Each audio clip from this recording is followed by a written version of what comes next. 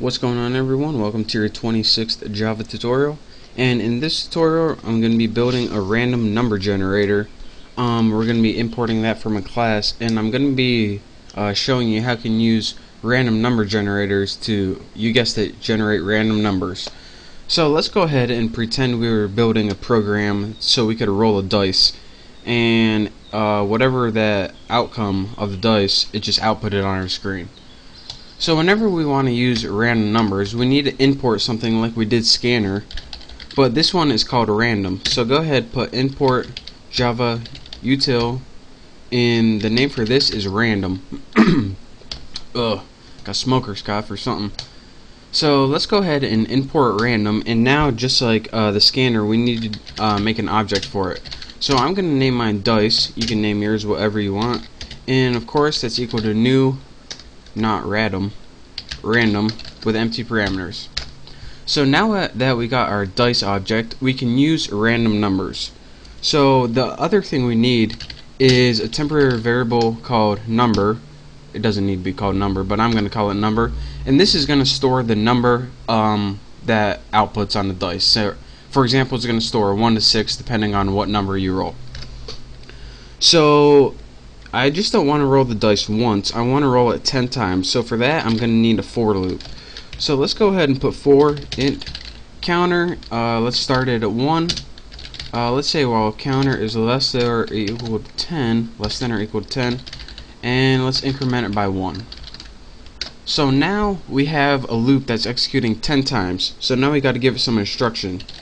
Well, since number doesn't have a value yet, let's go ahead and give it a value. Now, what you would usually do is use your object like this, number equals dice, and then put your dot separator next int because you're getting an integer, and then type in how many options you want it to have. And since a dice has options 1 to 6, I'm going to go ahead and put 6 right there. Now, this would work right here, and let me show you guys what this does. Let's just go ahead and system out print line. And this is gonna work fine, so you can pay attention to this number plus, and we don't need that other one right there. So looks good enough. Let's run it and see what it does. It says 3 2 3 4 5 0 1 1 2 1. Those look like random numbers, but the problem is all of these random numbers, if you couldn't tell, they go from 0 to 5. And why is that? Well, I'm about to show you guys right now. Whenever you use this random number generator and you give it 6 options, the options that it takes by default are 0 through 5 if you use 6. Again, that's 6 numbers, but when it includes 0, it only goes 0, 1, 2, 3, 4, 5.